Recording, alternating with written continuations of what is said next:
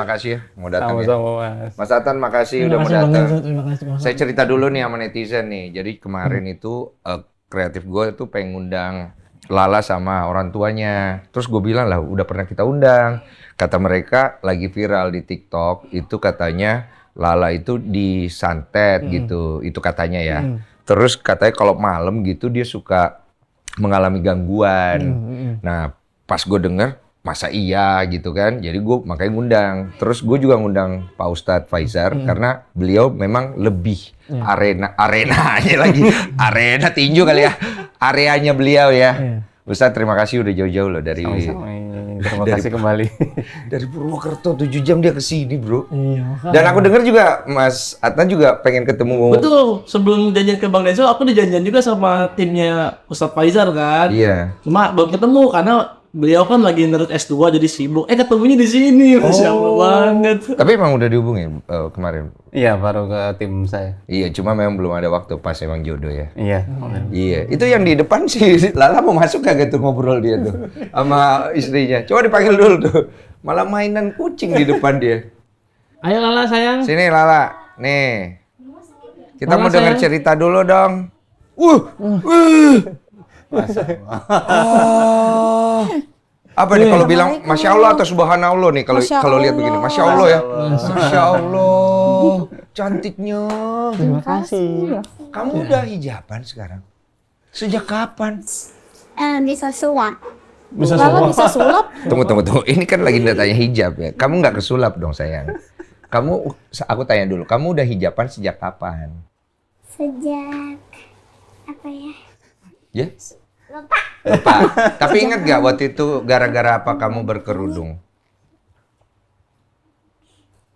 Lala kenapa pakai jilbab? Udah lu lupa ya semuanya. Kesini inget gak pernah kesini? Ingat tidak pernah kesini? Ingat. Ini ada yang salah bener sama dia nih. Ini maaf ya, tempatnya beda sayang. Iya dingin. Ini lagi ngobrol loh, lagi ngobrol dulu loh. Iya, ini saya boleh diajak ini? Iya, itu Om Densu bisa. Iya, ini lagi ngobrol kita nih. Kamu ingat gak kamu duduk di mana waktu itu? Iya, kenapa kita duduk di sini? Karena tempatnya nggak cukup. Nggak apa-apa ya? Udah apa ya? Iya. Udah dipindah. Udah dipindah. Iya. Kamu udah kenal sama Ustadz Faizar belum? Udah salim tadi? Udah. Nggak kenal sama Ustadz sama sekali? Oke. Nah Ini ini aduh, waktu kecil nggak pernah ketemu. Belum pernah ketemu ya. Lala. Cek. Iya. Lah, Apa? aku dengar katanya kamu badannya suka nggak enak kalau malam katanya. Benar? Jam berapa biasanya? Juga tidak tahu jam berapa. Oh, tidak tahu. Kamu rasanya apa? Tidak waktu itu? dikasih tahu sama ibu jam berapa. Karena tidak ada jam, jadi lah tidak tahu jam berapa. Iya, pokoknya malam ya. Iya. Itu kamu rasanya apa? Panas ya.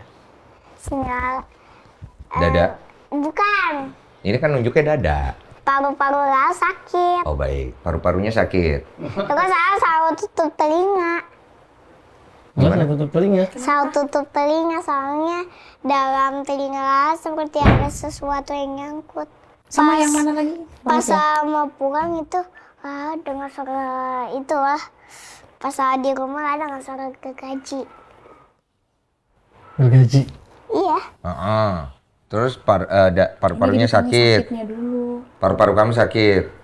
Selain itu apa lagi? Terus Meriang ya Lala ya. Meriang. Demam. meriang, badannya panas. Perutnya sakit tidak? Taruhnya juga sakit. Perut sakit kayak gimana? Kayak mau buang air besar atau gimana? atau pipis? mual. Lala di mobil memang sudah muntah.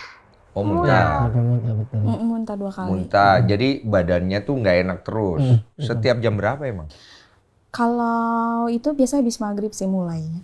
Habis maghrib gitu. Tapi kalau pagi tuh sembuh. Normal. Habis subuh. Dari pagi ketemu siang tuh normal lagi ya, aktivitasnya normal lagi. Cerita singkatnya gimana sih? Biar kita semua nangkep nih.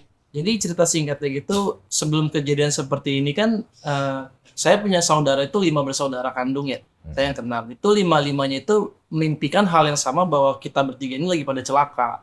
Ada yang rumah kemasukan ular, ada yang rumah tangannya Lala keluar darah semua. Nah, suatu ketika itu Ada apa tuh, sayang? ibunya ayah mimpi itu lah. Ayah lagi bicara. Itu gentengnya kebuka sedikit terus ada tangan kakinya ditarik. Ya, jadi Oke. mama saya itu mimpi tarik-tarikan sama 10 orang lebih gitu kan. Jadi mama saya narik tangan, orang 10 orang itu narik kakinya gitu kan. Tapi yang dapat sama mama saya. Dan singkat ceritanya itu setiap malam selalu di jam 1 sampai jam 3 itu rumah itu selalu bunyi gergaji sama plafon nyapu.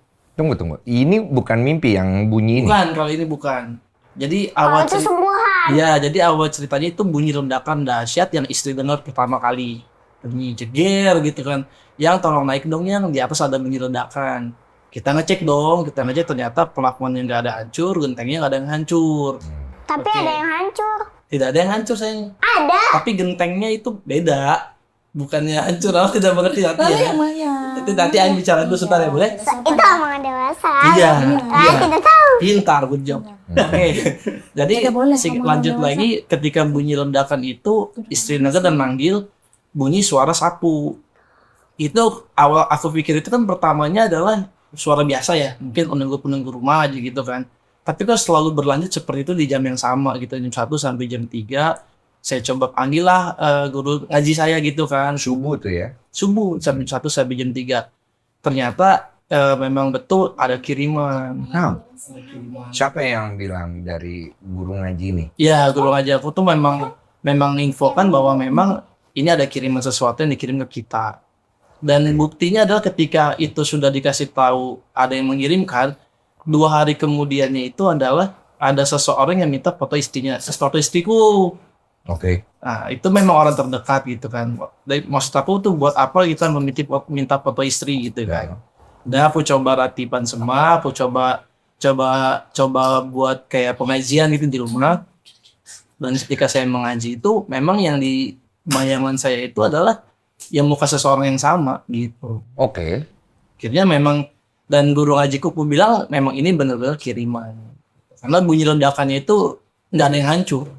Oke, jadi kayak ada ledakan Betul. dar gitu. Betul. Terus suatu ketika lagi pas kemudian berapa hari kemudian istri lagi mau makan tiba-tiba nggak jadi.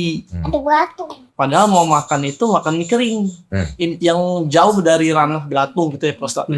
Ketika mau makan tiba-tiba istri nggak jadi. Nggak jadi dia masih kenyang perutnya. Pas kulitnya mau makan pas diaduk ternyata ada belatungnya. Gitu kan. Belatungnya itu ada lagi jalannya gitulah. Masa sih belatung, coba pas diambil bener belatung. Sedangkan di situ tidak ada, di rumah kami itu tidak ada daging-dagingnya, tidak ada bangkai gitu kan. Besok paginya ketika ART lagi mau menyapu, ada belatung lagi. Di mana? Di setiap rumah, di tangga, di bawah tangga gitu. Jadi ada belatung, disapu ada belatung. Saya juga kaget kan, wah ini udah nggak beres gitu kan. Jadi ya udah aku pikir memang ini bener-bener kiriman itu. Oke, jadi 2 hal itu yang membuat kamu yakin itu kiriman ya? Betul, karena yang aku tahu ya, biarpun aku bukan ahlinya di bidangnya, tapi kalau sudah berbau dengan belatung, berbau dengan paku atau media yang aneh-aneh gitulah, itu udah di luar nalar manusia sih bang. Oke. Gitu. Terus kalau dari Mbak Uci sendiri ngalamin apa? Jadi Lala itu udah sempat sakit sekitar semingguan. Itu kan Lala mulai sakit tuh di pertengahan Agustus. Nah, saya Agustus. ingatnya di sekitar 20-an Agustus itu saya ke toilet di tengah malam, terus tiba-tiba bunyi tahu petasan kalau mau nikahan gitu loh. Iya. Seperti itu, tapi yang bagian besarnya itu loh. Cuma satu Bang. kali bunyi? Ya, cuma satu kali bunyi tepat di belakang saya jendela. Dar gitu kan. Kaget gitu. Dar gitu. Ya, cuma pikiran masih positif. Terus nggak lama yang kalau ayah kan dengarnya versi sapu, kalau saya rasa di pendengaran saya itu ada